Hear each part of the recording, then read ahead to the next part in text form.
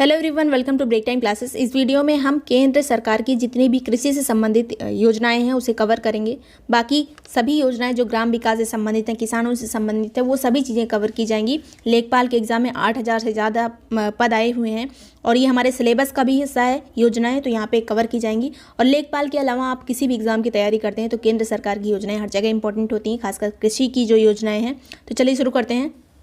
ये हमारा Instagram ID है Richa Pandey official, Telegram channel है ये ब्रेक टाइम क्लासेस, और ईमेल है ये। आप कांटेक्ट करना चाहते हैं, अगर कुछ पूछना चाहते हैं तो breaktime.classes@gmail.com ये ईमेल एड्रेस है। तो चलिए शुरू करते हैं। जो सबसे पहली योजना है वो है प्रधानमंत्री मत्स्य संपदा योजना। मछलियों के पालन को बढ़ावा देने के लिए ये योजना प्रारंभ की गई थी। इसकी डेट इंपॉर्टेंट है, 10 सितंबर 2020 में ये शुरू की गई थी। अनुमानित लागत इसकी कितनी है? 20,050 करोड़ अनुमानित लागत है, 20,050 करोड़। क्रियान्वयन अवधि पूछी जा सकती है, तो ये योजना 2021 में शुरू हुई थी, मतलब 10 सितंबर 2020 में शुरू हुई थी। जो वित्तीय वर्ष 2021 है उसमें शुरू हुई थी। और ये कब तक चलेगी? तो 2024-25 तक ये चलेगी। और यहाँ पे लागत इंपॉर्टेंट है, 20,050 करोड़। डेट इंपॉर्टेंट है, 10 सितंबर 2020। इसका उद्देश्य क्या है? तो मत्स्य पालन के क्षेत्र के सतत और जवाबदेह विकास के लिए ये एक नीली क्रांति के तहत लाई गई है। नीली क्रांति किससे संबंधित है? मत्स्य पालन से संबंधित है नीली क्रांति। आगे चलेंगे। इसमें दो शाखाएं हैं। एक केंद्रीय क्षेत्रक योजना है जिसमें 100% जो वित्त पोषण होगा वो केंद्र सरकार के द्वारा होगा। दूसरी जो है वो केंद्रीय प्रायोजित योजना, मतलब उसमें राज्य भी होगा, राज्य का भी पैसा लगेगा और केंद्र का भी पैसा लगेगा। तो इसमें अनुपात पूछा जा सकता है, तो पूर्वोत्तर और जो हिमालयी क्षेत्र हैं उसमें 90% जो पैसा है वो केंद्र सरकार देगी और 10% जो राज्य सरकारें होंगी वो देंगी। और अन्य राज्यों की बात करें पूर्वोत्तर और हिमालयी क्षेत्र के अलावा, तो अन्य राज्यों में केंद्र सरकार देगी 60% और अन्य जो राज्य क्षेत्र की सरकारें होंगी वो 40% देंगी। अब यहीं पे बात कर लें केंद्र शासित प्रदेशों की, तो वहाँ 100% जो वित्त पोषण है वो केंद्र सरकार के द्वारा किया जाएगा। अब इसमें लाभ क्या क्या होंगे?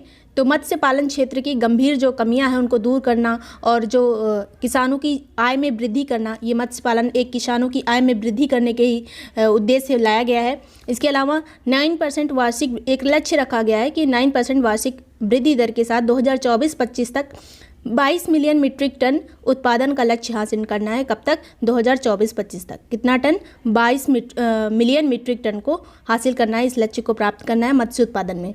फिर इससे एक चीज़ को और बढ़ावा मिलेगा, जलीय प्रबंधन को बढ़ावा मिलेगा, क्योंकि जहाँ पे मछलियों का पालन होता है वहाँ पे जलीय जो प्रबंधन है उसकी क्षमता में भी बढ़ोतरी होती है। तो ये योजना बहुत ही ज़्यादा इंपॉर्टेंट है, इस समय चर्चा में है। अगली जो कृषि से संबंधित इंपॉर्टेंट योजना है वो है सतत कृषि के लिए राष्ट्रीय मिशन, जिसे NMSA कहते हैं। इसका फुल फॉर्म होगा national mission for sustainable agriculture. और इसे किस मंत्रालय के द्वारा चलाया जा रहा है? तो ये कृषि से संबंधित बातें हो रही हैं, तो यहाँ पे याद करना आसान है। कृषि एवं किसान कल्याण मंत्रालय के द्वारा इसे चलाया गया है। प्रारंभ कब किया गया था? 2014-15 में। पंचवर्षीय योजना पूछी जाए, किस पंचवर्षीय योजना में NMSA का शुभारंभ किया गया था? तो ये थी 12वीं पंचवर्षीय योजना। इसके अलावा इसके क्रियान्वयन के लिए रणनीतिक दिशा प्रदान करने के लिए कृषि सचिव की अध्यक्षता में एक सलाहकार समिति गठित की गई है। ये योजना 2014-15 की है, लेकिन ये इस समय चर्चा में इसलिए है क्योंकि यहाँ पे एक सलाहकार समिति गठित की गई है। किसकी अध्यक्षता में? कृषि सचिव की अध्यक्षता में। इसका उद्देश्य क्या है इस योजना का? तो कृषि को उत्पादक, टिकाऊ, लाभकारी, टिकाऊ मतलब सतत उसका विकास करना, मतलब हमेशा ऐसे ही बढ़ोतरी करती रहे कृषि, तो इस क्षेत्र में इसमें काम किया जाएगा। जलवायु अनुकूल उसे बनाना, कृषि को मिट्टी और नमी को जो संरक्षण प्रदान करना, प्राकृतिक संसाधन का संरक्षण करना, मतलब कृषि में ऐसा कुछ ना हो जिससे उसका ह्रास हो, कृषि में मिट्टी का ह्रास हो या फिर नमी का ह्रास हो या किसी भी चीज़ का, तो ऐसी चीज़ें इसमें नहीं करना है, इसका लक्ष्य है। उसके बाद है मृदा स्वास्थ्य प्रबंधन, इसका काम है। वर्षा आधारित प्रौद्योगिकी को बढ़ावा, मतलब जैविक कृषि की जाए, ज़्यादा से ज़्यादा जो पानी है वो वर्षा से प्राप्त किया जाए, ऐसा कोई टेक्निक अपनाई जाए जिससे वर्षा के जल को पूरी तरह से संचित करके सिंचाई में यूज़ किया जाए। जल उपयोग में दक्षता में वृद्धि हो जाए, वृद्धि का इसमें लक्ष्य रखा गया है। रसायनों का विवेकपूर्ण उपयोग किया जाए, ज़्यादा रसायन ना यूज़ किए जाएँ, जैविक खेती को बढ़ावा मिले, आजीविका विविधीकरण आय से, और साथ ही साथ किसानों की आय में भी वृद्धि हो। तो ये सभी लक्ष्य हैं सतत कृषि के लिए राष्ट्रीय मिशन के। आगे चलेंगे। तीसरी जो यहाँ पे योजना है प्रधानमंत्री कृषि सिंचाई योजना, इसे कभी कभी PMKSY भी लिख दिया जाता है, तो कंफ्यूज मत होइएगा, ये वही है प्रधानमंत्री कृषि सिंचाई योजना। प्रारंभ कब हुआ था? 2015 में, और अभी इसे हाल ही में 2026 तक बढ़ाने को मंजूरी मिल गई है प्रधानमंत्री कृषि सिंचाई योजना को। इसका निरूपण जो है वो 3 योजनाओं को, 3 कार्यक्रमों को मिला के किया गया है। वो कौन कौन से कार्यक्रम एग्जाम में पूछे जा सकते हैं? तो पहला है त्वरित सिंचाई लाभ कार्यक्रम, फिर है एकीकृत वाटरशेड प्रबंधन कार्यक्रम, ऑन फार्म जल प्रबंधन कार्यक्रम। तो यहाँ पे ज़्यादा जो फोकस किया गया है वो पानी के संरक्षण को लेके किया गया है। इसका जो एक आदर्श वाक्य है वो भी है मोर क्रॉप पर ड्रॉप, मतलब जो ड्रॉप है हर ड्रॉप पे हमें मोर क्रॉप मिले, ज़्यादा से ज़्यादा फसल का उत्पादन हो, किसी भी तरह से जल का जो दुरुपयोग है वो ना हो। तो आगे चलेंगे, यहाँ पे एक बार देख लीजिए प्रारंभ कब हुआ था 2015 में, 2026 तक अभी से बढ़ा दिया गया है प्रधानमंत्री कृषि सिंचाई योजना को। आगे चलेंगे, अब चौथी योजना डिस्कस करेंगे, प्रधानमंत्री किसान सम्मान निधि जिसे पीएम किसान बोलते हैं। इसकी घोषणा की गई थी 2019-20 का जो अंतरिम बजट आया था उसमें। पूछा जा सकता है किस बजट में इसकी घोषणा की गई, 2019-20 के अंतरिम बजट में। तो ये योजना हम किसान वाला जो किसान कल्याण से संबंधित जो योजना है उसमें भी कवर करेंगे, लेकिन अभी बस इसमें जान लीजिए कि इसमें कृषि को भी बढ़ावा मिलेगा, क्योंकि अगर पैसे रहेंगे किसान के पास तो वो कृषि में ज़्यादा से ज़्यादा इन्वेस्ट कर पाएगा। तो इसमें छोटे और सीमांत किसानों को शामिल किया गया था और 2,000 रुपये की किस्तें 3 किस्तों में 2-2 हज़ार रुपये दिए जाते थे, मतलब 6,000 रुपये दिए जाते थे 3 किस्तों में 2-2 हज़ार करके। तो ये था पीएम किसान सम्मान निधि योजना, जिसे पीएम किसान भी बोलते हैं। पूछा जा सकता है कब मैचिंग में आ जाता है कि किस बजट में प्रारंभ हुई थी, 2019-20 में। पीएम किसान सम्मान निधि की जगह पीएम किसान भी, ज़्यादातर जो ये पीएम वाली योजनाएं हैं सभी में फुल फॉर्म नहीं दिया जाता है उसका, और यही जो शॉर्ट फॉर्म है वही दे दी जाती है, तो इसमें कन्फ्यूज़न हो सकता है, इसे ध्यान से देखिएगा। आगे चलेंगे, परंपरागत कृषि विकास योजना, इसका शुभारंभ कब हुआ था, 2015 में। इसका उद्देश्य क्या है, तो इसका उद्देश्य है जैविक कृषि को बढ़ावा देना। और इस योजना का जो प्रारंभ है वो जो मिट्टी का जो सॉइल हेल्थ जो संरक्षण वाला कार्यक्रम था उसी के तहत इसे शुरुआत किया गया था, इसे 2015 में। तो ये एक सॉइल हेल्थ वाली योजना का ही एक एक्सटेंडेड फॉर्म है, परंपरागत कृषि विकास योजना, जिसमें जैविक कृषि को बढ़ावा देना है। आपने सुना होगा कि कौन सा स्टेट है जो अभी जैविक कृषि में वहाँ पे पूरी तरह से जैविक कृषि की जाती है, वो है सिक्किम। अगर केंद्र शासित प्रदेश पूछा जाए तो वो है लक्षद्वीप। तो ये चीज़ें आपको पता होनी चाहिए। फिर आगे है किसान क्रेडिट कार्ड, ये भी किसान वाली योजनाओं में कवर किया जाएगा, लेकिन अभी यहाँ पे आपको बेसिक चीज़ें पता होनी चाहिए। इसकी शुरुआत की गई थी जब अटल बिहारी वाजपेयी जी की सरकार थी, 1998 में से 1999 के बीच में इसकी शुरुआत की गई, इस वित्तीय वर्ष में। फिर है इस टाइम पे वित्त मंत्री कौन थे जिन्होंने इसकी शुरुआत की थी, तो यशवंत सिन्हा ने, अगर नाम एग्जैक्टली पूछा जाए तो यशवंत सिन्हा ने इसकी शुरुआत की थी। यहाँ पे ईयर काफ़ी इंपॉर्टेंट है, 1998 से 1999।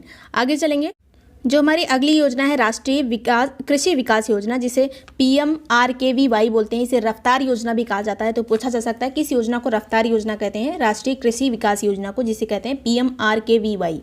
इसे किस मंत्रालय के द्वारा शुरू किया गया है, तो ये इतना कन्फ्यूजन की बात नहीं है, कृषि और किसान कल्याण मंत्रालय के द्वारा इसे शुरू किया गया है। इसकी शुरुआत कब हुई थी, तो इसकी जो बेसिकली इसकी नींव जो पड़ी थी 2007 में पड़ी थी, 11वीं और 12वीं पंचवर्षीय योजना के दौरान इसकी नींव पड़ी थी। उद्देश्य क्या है, कृषि एवं उससे जुड़े क्षेत्रों में समग्र विकास करने के मकसद से इसकी शुरुआत की गई थी। कृषि के क्षेत्र में और कृषि में पूरी तरह से विकास किया जाए, इसके लिए इसकी शुरुआत हुई थी। अब इसका कुछ और चीज़ें जो इम्पोर्टेंट है, राष्ट्रीय कृषि विकास योजना के नवाचार और कृषि उद्यमिता घटक के अंतर्गत स्टार्टअप का वित्त पोषण किया जा रहा है। 2020-21 में क्या किया जा रहा है, तो ये जो भी कृषि से संबंधित नवाचार हैं या स्टार्टअप हैं जो कुछ करना चाहते हैं कृषि के क्षेत्र में, उनको वित्तीय सहायता दी जा रही है सरकार की तरफ से। इसके अलावा किसान के प्रयासों को मजबूत बनाते हेतु और रिस्क को कम करने के लिए आर्थिक दृष्टि से किसानों को लाभ दिया जा रहा है। आर्थिक दृष्टि से किसानों को मजबूत बनाया जा रहा है, जिससे उनका रिस्क कम हो सके, अगर फसल में कोई भी दिक्कत आए तो उन्हें ज़्यादा परेशानी का सामना ना करना पड़े। इसके अलावा कृषि व्यवसाय उद्यमिता को बढ़ावा दिया जा रहा है इस योजना के तहत, रफ्तार योजना के तहत। शुरुआत कब हुई थी, फिर से देख लीजिए, शुरुआत हुई थी 2007 में। आगे चलेंगे, अगली जो योजना है राष्ट्रीय खाद्य सुरक्षा मिशन, इसकी शुरुआत कब हुई थी, 2007-8 में इसकी शुरुआत हुई थी, जब नींव पड़ी इसकी। उद्देश्य क्या था, धान गेहूं दालों के उत्पादन में वृद्धि करना। तो ये इसका उद्देश्य था। यहाँ पे बहुत ज़्यादा चीज़ें इंपॉर्टेंट नहीं है, जो चीज़ इंपॉर्टेंट है बस वही चीज़ डिस्कस की जा रही है जो लेखपाल के एग्जाम में आपके पूछी जा सकती है। तो उद्देश्य क्या था, धान गेहूँ दाल सभी के उत्पादन में वृद्धि करना। यहाँ पे तीनों चीज़ याद रखिए, इसके अलावा कुछ आता है तो गलत हो सकता है, धान गेहूँ दाल। आगे चलेंगे, अगली जो योजना है वो है सघन कृषि विकास कार्यक्रम। तो ये काफ़ी पुरानी योजना है लेकिन अभी भी इम्पोर्टेंट है। बहुत सारी पुरानी योजनाएं बार बार रिपीट की जाती हैं, उसके ईयर मैच करने को आ जाता है, या फिर कोई जो बहुत इंपॉर्टेंट चीज़ रहती है उससे वो पूछ ली जाती है। तो सघन कृषि विकास कार्यक्रम की शुरुआत हुई थी 1960-61 में, और पहले केवल इसमें 7 जिले शामिल किए गए थे। वो जिले कौन कौन से थे पूछे जा सकते हैं। तो तंजौर था तमिलनाडु का, संबलपुर था उड़ीसा का, रायपुर था छत्तीसगढ़ का, पश्चिमी गोदावरी था आंध्र प्रदेश का, लुधियाना था पंजाब का, और यूपी का जो इंपॉर्टेंट है लेखपाल के एग्जाम में अलीगढ़ शामिल किया गया था सतत कृषि विकास कार्यक्रम में 1960-61 में। उसके बाद जब ये कार्यक्रम धीरे धीरे सफल होता गया तो 1964-65 में 114 जिलों को और शामिल किया गया, तो 114 जिलों में विस्तारित हो गया ये कार्यक्रम सतत कृषि विकास कार्यक्रम। 1960-61 में इसकी शुरुआत हुई थी, पहले 7 जिले थे, बाद में इसका विस्तार किया गया। आगे चलेंगे, जो हमारा अंतिम है ISOPOM यानी integrated scheme of oil seeds, pulses, palm oil and मेज। तो ये सभी जो ये स्कीम है किस किस चीज़ के लिए, और तिलहन के लिए है, दालों के लिए है, पाम ऑयल के लिए है, और मेज यानी मक्के के लिए है। तो ये एक तरह का पहली बार 1986 में तिलहन के लिए कोई टेक्निकल जो मिशन लॉन्च किया गया था, ये पहला प्रौद्योगिकी मिशन था, 1986 में इसे लॉन्च किया गया था। बाद में ये जो ऑयल सीड्स हैं, पल्सेस हैं, पाम ऑयल, मेज, इन सभी को बाद में शामिल किया गया। तो इस तरह से ISOPOM की शुरुआत 1986 में हुई थी। तो ये सभी चीज़ें इंपॉर्टेंट हैं। वीडियो आपको यूज़फुल लगा हो तो लाइक और सब्सक्राइब कर दीजिएगा, क्योंकि अगले वीडियो में जो यहाँ पे कृषि वाली सारी स्कीम कवर की गई हैं, अगले में किसानों वाली, फिर ग्राम विकास से संबंधित जितनी भी स्कीम है वो सभी यहाँ पे कवर की जाएंगी। तो लेखपाल के एग्जाम के लिए आपको पढ़ना है तो ये वीडियो सब्सक्राइब कर सकते हैं। Thank you so much for watching break time classes.